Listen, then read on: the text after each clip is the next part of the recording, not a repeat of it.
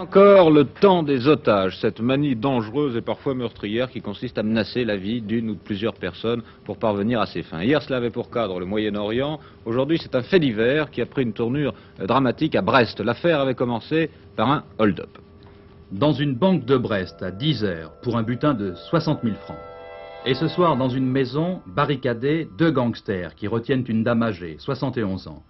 Autour de la maison, les gendarmes mobiles et des hommes de la brigade anti-gang, venus de Paris dans l'après-midi, par avion. Ce matin, après le hold-up, les 2 gangsters poursuivis tirent dans la rue, à coups de mitraillette. Un policier tombe, tué. La poursuite continue. Les 2 hommes entrent dans une maison, s'y enferment. Il y a là une vieille dame, seule.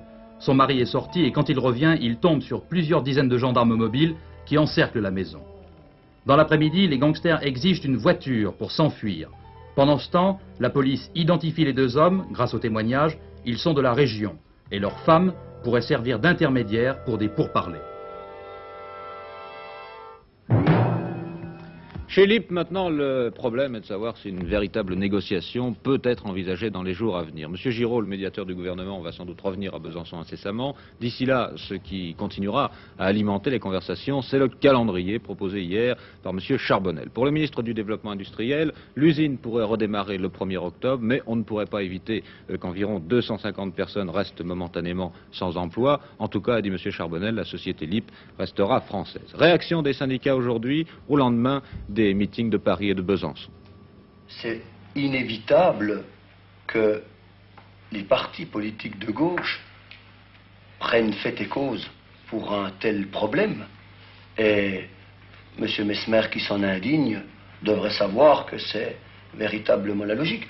On attend que l'UDR ou d'autres formations de droite prennent fait et cause pour LIP. Est-ce que aujourd'hui vous êtes, comme vous l'avez toujours dit, prêt à la négociation? Bien sûr, nous sommes toujours prêts à la négociation. On veut simplement parler du plan Charbonnel. On peut déjà dire que c'est le 3e plan Charbonnel. Et c'est encore un diktat de plus, et non une négociation. Monsieur Charbonnel, on lui a écrit il y a 15 jours, nous n'avons toujours pas de réponse. En fait, ça n'est pas le plan Charbonnel, ni le 3e, ni le 1er. C'est le plan Ébaucher-ça. C'est toujours le plan Ébaucher-ça. Et c'est toujours le plan de bradage de l'horlogerie française. Chacun apporte son propre plan, et pour nous, nous avons le nôtre, et nous savons que cette entreprise peut tourner sans démantèlement, sans licenciement, et avec le maintien des avantages acquis. Il y a eu une étude économique qui s'est faite sur ce problème par des ingénieurs qui l'ont démontré. Nous avons envoyé un plan à M. Charbonnel, toujours pas de réponse non plus. Or, nous savons que c'est possible. M. Charbonnel s'entête à vouloir faire démarrer cette entreprise sans les travailleurs. Or, ça n'est pas possible. Et dans cette affaire, un sondage est rendu public ce soir, un sondage réalisé par la Sofres à la demande de notre confrère Les Informations sur un échantillon national classique. Détail important, très important même, il a été réalisé entre le 10 et le 13 août, c'est-à-dire qu'il a été terminé avant que l'usine LIP ne soit investie par les forces de l'ordre. Il n'a donc une valeur indicative et jusqu'au 13 août, au soir seulement. Première question, à propos de l'affaire LIP, beaucoup d'opinions contradictoires avec lesquelles êtes-vous d'accord? 33% des Français interrogés jugent l'attitude des ouvriers de LIP comme une action de légitime défense, 30% trouvent leur action compréhensible mais nuisible à terme, 10% la condamnent comme inadmissible et illégale, 27% enfin sont sans opinion. Deuxième question, quel est le principal responsable? Les réponses ici sont sans surprise, notez le nombre important de sans opinion, comme dans la question précédente. Question suivante, est-ce que les méthodes LIP vont faire école? 61% des Français interrogés pensent que oui, mais il est bon de rapprocher d'ailleurs cette question de la suivante. Ces méthodes sont-elles souhaitables ou dangereuses? Et là, 43% des Français les considèrent comme dangereuses. Ce sondage a donc été réalisé avant l'évacuation de l'usine LIP par les gendarmes mobiles. Et il est évident que l'opinion publique a pu changer d'avis depuis. Dans quel sens, il est évidemment impossible de le dire ce soir. Ce qui est certain, c'est que tout le monde maintenant se demande comment va évoluer le conflit et si la négociation va s'ouvrir pour faire redémarrer LIP. Du côté du gouvernement, comme du côté des syndicats, on s'est installé sur des positions fermes. Apparemment, ni les uns ni les autres ne sont prêts à faire des concessions. Pour M. Charbonnel, ministre du Développement industriel, il faut que l'entreprise puisse vivre, c'est-à-dire qu'elle soit rentable, et un certain nombre de licenciements sont inévitables. Dans son intervention d'hier, M. Charbonnel s'est efforcé de montrer que le fonctionnement de l'IP sous le contrôle des travailleurs s'était fait sans souci de l'équilibre financier. Il a voulu ainsi indiquer que cette action des travailleurs de l'IP était vouée, selon lui, à l'échec. Il a donc proposé une solution industrielle. Derrière cette fermeté, il y a sans doute des possibilités de négociation. Ainsi, il a dit qu'il était possible de discuter entre gens de bonne volonté des modalités de restitution des montres stockées. Il a également indiqué que l'entreprise LIP devait rester française. Il s'est enfin affirmé partisan d'une certaine unité de l'entreprise. À cela, les syndicats répondent, comme ils l'ont fait depuis le début, nous ne voulons pas d'éclatement de l'entreprise, nous ne voulons pas de licenciement. Cela dit, il faudra bien que les négociations s'engagent si l'on veut que l'entreprise redémarre le 1er octobre selon le calendrier prévu par M. Charbonnel. M. Giraud doit d'ailleurs aller à Besançon la semaine prochaine, certains disent même demain. Il semble maintenant qu'une bonne partie de la suite de l'affaire dépende de lui, de son habileté à mettre en route rapidement les éléments de solution compatibles avec le plan Charbonnel et avec les exigences des syndicats. Cette affaire LIP est également très nettement entrée dans une phase politique avec le meeting des partis de gauche et des syndicats hier à Paris, et l'UJP, les jeunes gaullistes, déclarent aujourd'hui « Si nous ne voulons pas avoir des milliers d'affaires LIP sur les bras, il serait peut-être temps de faire avancer la participation ». Enfin, à la suite de l'interpellation de 3 de nos confrères qui suivaient les incidents qui ont marqué ces derniers jours l'intervention des forces de l'ordre à Besançon, l'ensemble de la presse a protesté et M. Philippe Malot, ministre de l'Information, a fait à ce sujet une déclaration. Comme celui que vous avez cité, je ne peux que regretter les entraves qui ont été apportées à l'activité des journalistes. Mais je dois dire qu'il ne faut pas généraliser. C'est un cas exceptionnel et pour regrettable qu'il soit, et le préfet de Besançon a été le premier à en exprimer ses regrets, il ne faudrait pas considérer que nous sommes dans un pays où les journalistes éprouvent de très grandes difficultés à accomplir leur mission. Personnellement, je connais un certain nombre de pays dans le monde où les conditions d'activité et la liberté d'initiative des journalistes est beaucoup plus bridée qu'en France. C'est ce qu'on appelle maintenant, depuis un certain nombre d'années d'ailleurs, les problèmes d'aménagement du territoire. En fait, cela concerne la vie quotidienne, le paysage même des provinces de France, et il s'agit souvent de tâches assez vastes et difficiles. Exemple, l'aménagement de la côte aquitaine, dont le principe a été décidé en octobre 67 pour lutter contre la spéculation, protéger les sites et tenter de canaliser le tourisme. Où en est-on en 73? Il y a parfois des tiraillements entre ceux qui décident l'aménagement et ceux qui le vivent sur place. 2 départements, la Gironde et les Landes. 250 km de plage, situés entre le Verdon et Osgore. 80 000 hectares de plans d'eau reliés par un canal et de quoi loger 575 000 estivants en 1980. Équipés, développés, animés 9 régions, séparées entre elles par 7 secteurs où on laissera faire la nature.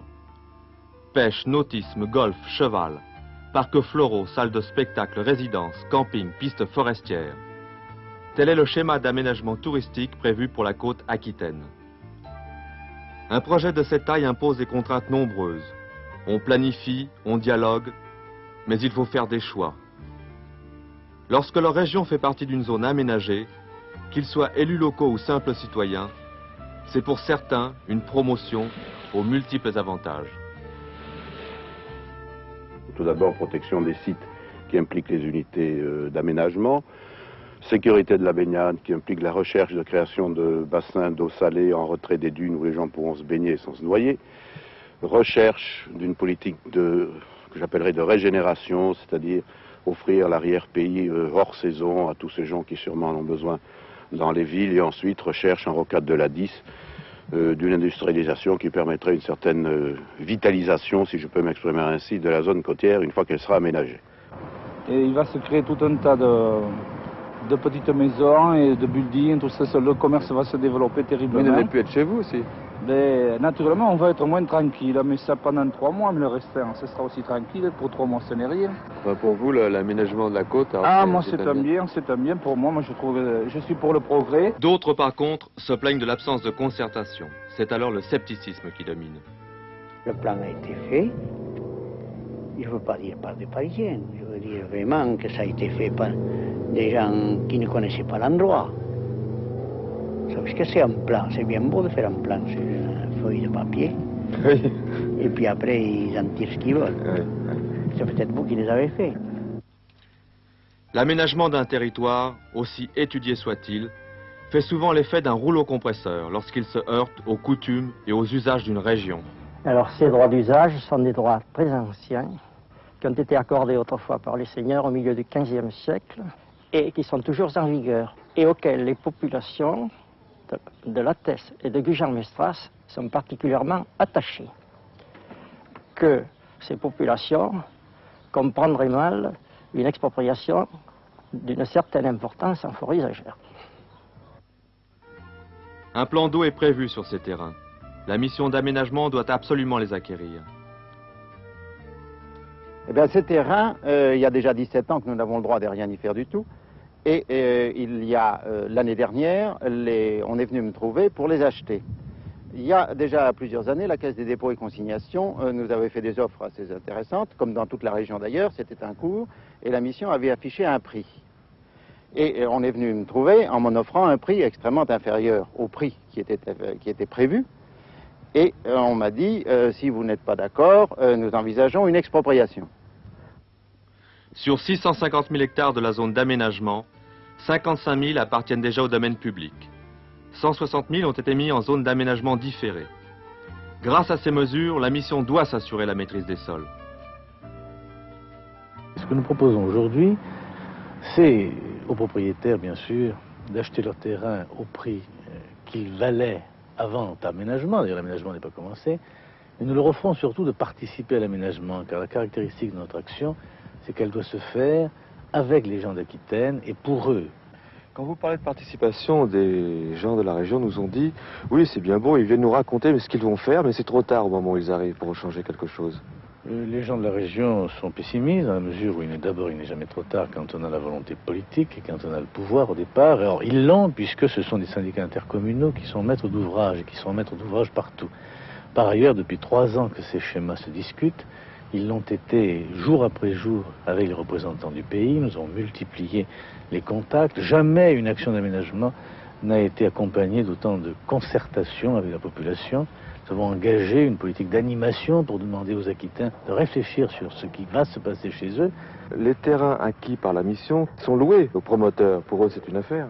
Non, non. Nous envisageons de mettre ces terrains à disposition d'un groupe concessionnaire qui aura à charge de créer les infrastructures et de créer l'animation, d'entretenir les investissements et les réalisations et de les céder après expiration du bail à la commune, pour que la commune et les collectivités ne perdent pas leur capital. Des choses qui nous semblent à nous, locaux, évidentes, peuvent très bien ne pas être évidentes à un technocrate parisien, comme vous le dites, lequel peut avoir d'ailleurs des idées intéressantes, mais je crois qu'un mariage des idées du technocrate et du local ne serait pas mauvaise.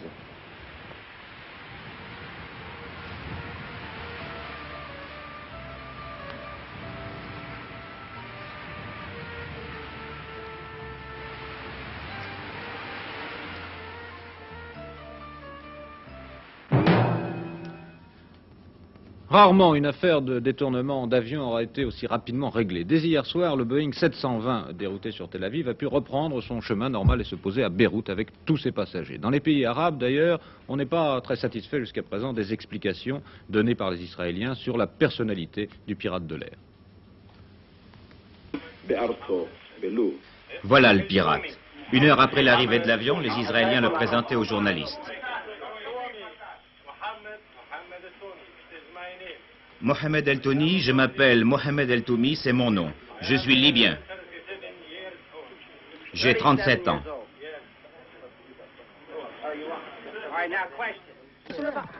L'avion, le voilà, entouré par les journalistes peu après que les pirates aient été capturés. C'est le commandant de bord qui répond. Il est resté tout le temps dans le cockpit, ses revolvers braqués sur nous. Il nous a demandé d'atterrir en Israël, sinon il faisait tout sauter. Un membre de l'équipage, il était sous. Il était sous, je ne sais pas ce qu'il disait.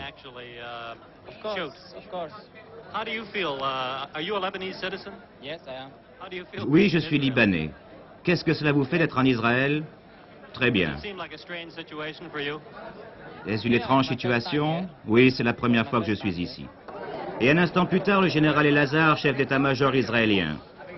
Vous devriez ouvrir un bureau ici. C'est la deuxième fois, en une semaine, qu'un de vos avions se pose en Israël. N'importe, vous êtes les bienvenus. Le général Dayan aussi était à l'aéroport. Il l'a dit, nous avons craint une mission suicide. C'est pourquoi nous avons envoyé nos avions de chasse. Reste le pirate. Il sera maintenu 15 jours en prison pour les besoins de l'enquête. Il risque, dit-on à Tel Aviv, la détention à vie. Il répète, je n'ai voulu que manifester l'amitié d'un arabe pour Israël. Il sera soumis à un examen psychiatrique.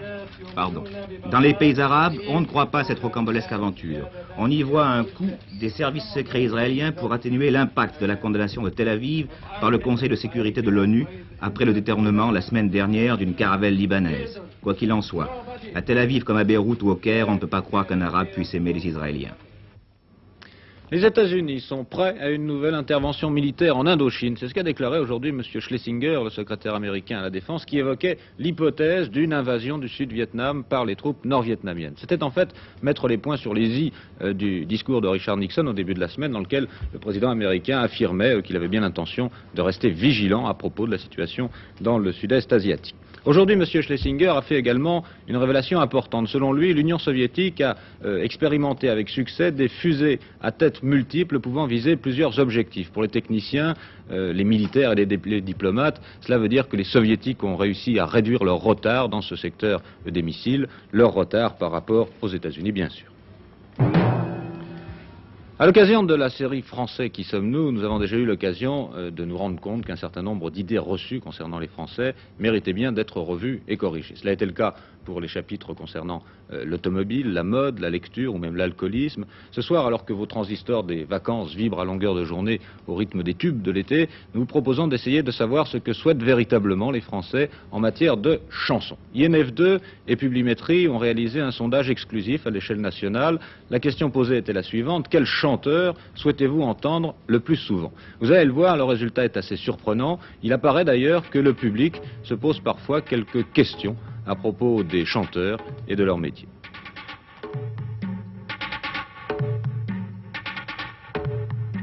La chanson française, c'est de la fumisterie. Pourquoi? Parce que ce n'est ni moins qu'un business. On n'y arrive que en passant par des conditions qui sont imposées par un groupe de managers, un groupe de directeurs artistiques qui ont la main sur l'industrie de la chanson française, et vous ne pouvez pas arriver à être chanteur professionnel sans passer par cette mafia. Il y a un tube en ce moment du couple Johnny Hallyday et Sylvie Vartan, on n'entend que ça du matin au soir. Je pense qu'ils sont un peu aidés pour sortir davantage, quoi. La vie de famille, c'est encore la meilleure recette pour vendre du disque. Un mariage égale un 45 tours. Oui, oui.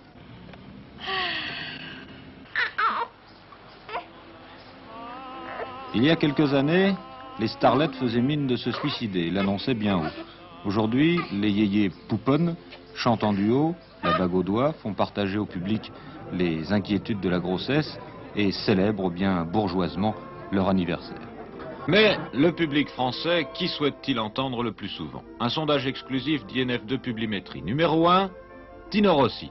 Numéro 2, Mireille Mathieu, suivi de Georges Brassens, Luis Mariano, Edith Piaf, Sheila, Charles Aznavour et Jacques Brel. Sur l'ensemble de la population, Tino Rossi reste donc en tête, cité par 21% des personnes interrogées. C'est quand même un chanteur exceptionnel. Pourquoi exceptionnel? On ne se voit pas beaucoup dans chaque génération des comme ça. Qu'est-ce que vous pensez des disques que vous entendez à la radio, par exemple? C'est très bien. Il a une voix harmonieuse. Et les jeunes chanteurs français? Ils chantent bien aussi, mais la voix Tino Rossi, c'est une exception. C'est une exception. Quant à Mireille Mathieu, 17%, ses admirateurs sont presque les mêmes, un peu plus jeunes, beaucoup d'entre eux à la campagne et pas forcément en Avignon. Au troisième rang de la cote d'amour des Français, Brassens.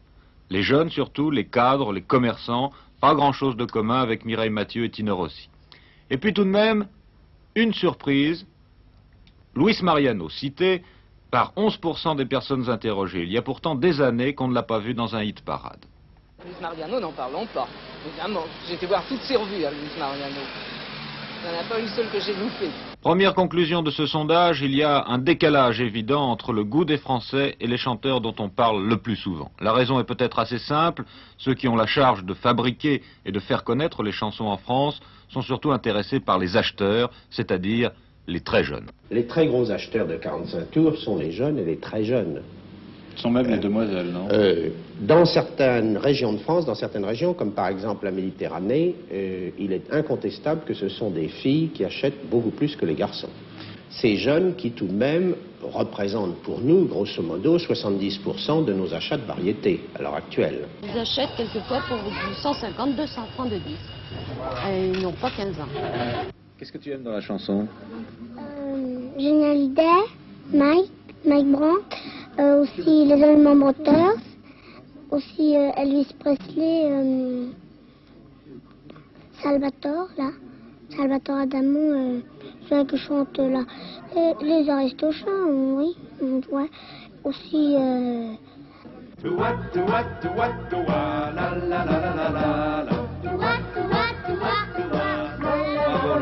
Formidable. En autocar. Alors il y a un problème. À qui s'adresse la chanson en France? Uniquement aux adolescents de 13 à 17 ans parce qu'ils achètent, ou bien à l'ensemble du public? Est-ce que les professionnels du disque n'ont pas tendance à pousser ce qui arrondira le chiffre d'affaires? Ou encore, y a-t-il une dictature des adolescents? Il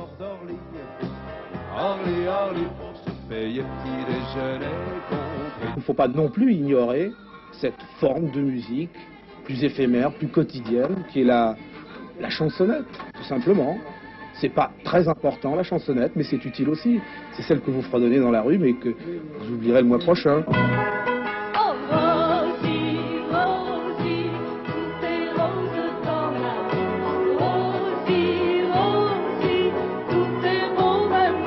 Il est difficile de tirer une conclusion formelle de ce sondage INF2 Publimétrie. On retrouve, c'est vrai, la vieille séparation entre chanteur à texte et chanteur à voix.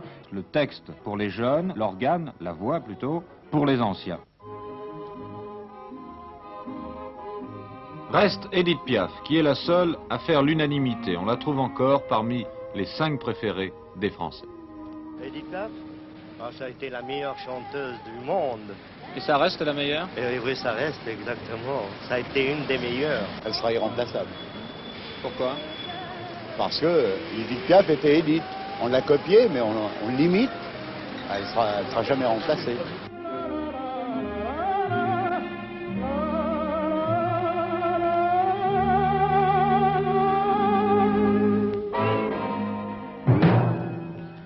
Il y aura peut-être du nouveau au cours des heures qui viennent sur l'enlèvement de Paul Getty, le petit-fils du milliardaire américain. Le jeune homme a disparu depuis maintenant 1 mois et demi, mais l'avocat de sa mère vient de faire savoir qu'il voulait entrer en contact avec les ravisseurs. J'ai, a-t-il dit, des indications nouvelles et urgentes à leur communiquer.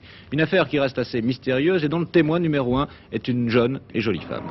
Cela fait plus d'1 mois maintenant que Paul Getty, le petit-fils de l'homme le plus riche du monde, a disparu. Et c'est ici, Piazza Navona, qu'on l'a vu pour la dernière fois, avec une jeune femme belge, Danielle Devrette, qui est peut-être le témoin numéro 1 de cette affaire.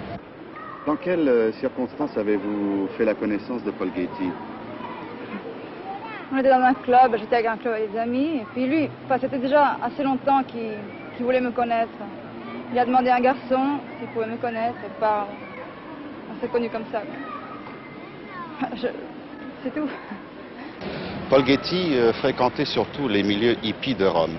Ces hippies que l'on peut voir Piazza Navona et sur les escaliers de la place d'Espagne.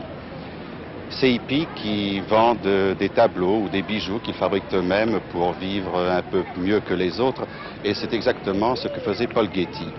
Mais grâce à son nom, Paul Getty fréquentait également les milieux de ce qu'on appelle la Dolce Vita romaine. Ce qu'il est difficile tout de même de comprendre, c'est la raison pour laquelle on aurait enlevé Paul Getty, qui n'avait aucun rapport avec son grand-père, et ce n'est sûrement pas sa mère qui va payer la rançon.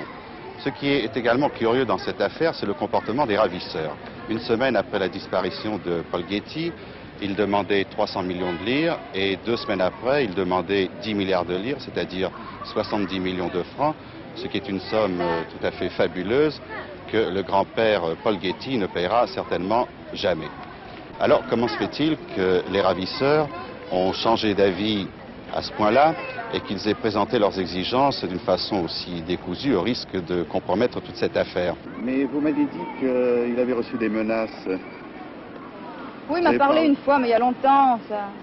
Il avait eu des menaces. Je crois que ça n'a rien à voir avec le rap. Mais des menaces, alors pourquoi? Parce qu'enfin, lui, faut dire, il avait un peu son nez dans toutes les affaires, pas très... Il se mêlait un peu de tout, quoi. C'est au point qu'on s'est demandé s'il ne s'agissait pas d'un enlèvement fictif, d'une sorte de mise en scène. Car il paraît que Paul Getty aurait dit qu'il avait besoin de beaucoup d'argent pour financer un film qu'il voulait tourner, un peu avant sa disparition. Il aurait même dit à une amie, un enlèvement, ça m'arrangerait beaucoup. Évidemment, il est difficile d'affirmer qu'un enlèvement n'en est pas un, surtout lorsque la vie d'un jeune homme de 17 ans est peut-être en danger. Mais enfin, il faut bien dire que cet enlèvement s'est déroulé dans des conditions pour le moins curieuses. Nouveau record de France du saut à la perche. Aujourd'hui à Moscou se déroulent, vous le savez, les Jeux universitaires mondiaux, l'Universiade. François Tracanelli a franchi 5,42 m. Il améliore ainsi de 2 cm le record qu'il détenait depuis 1970 et il récolte aussi une médaille d'or. Football, 4e journée du championnat ce soir. Les rencontres vont commencer dans quelques minutes maintenant. Les amateurs de football vont s'intéresser surtout au match qui opposera Nice à Lyon et à la rencontre entre Nîmes et Marseille. Philippe Arroir pourra vous donner les résultats au cours d'INF2 dernière. Il s'appelait Harry Foster Welsh et il est probable que son nom ne vous dit pas grand-chose. Je serais pourtant prêt à parier que la plupart d'entre vous connaissent sa voix. Welsh vient de mourir et c'était lui qui, pendant 46 ans, avait prêté sa voix à Popeye, le célèbre personnage des dessins animés américains. Il faut dire que c'était une voix bien particulière. Aujourd'hui encore, et malgré tout, elle continue de faire sourire. I hears a maiden in distress. Cometh Geronimo to the rescue.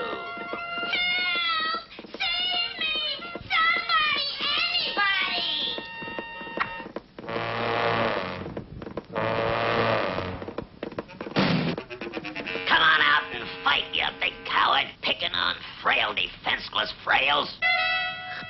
Wow, he's a big one. Ooh. Charge! Charge!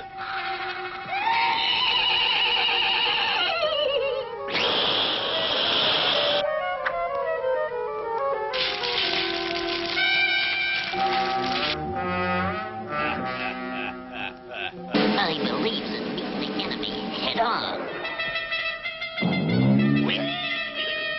Afraid to fight somebody your own size, huh? Come out and fight, you ghost-livered varmint. Well, that did it.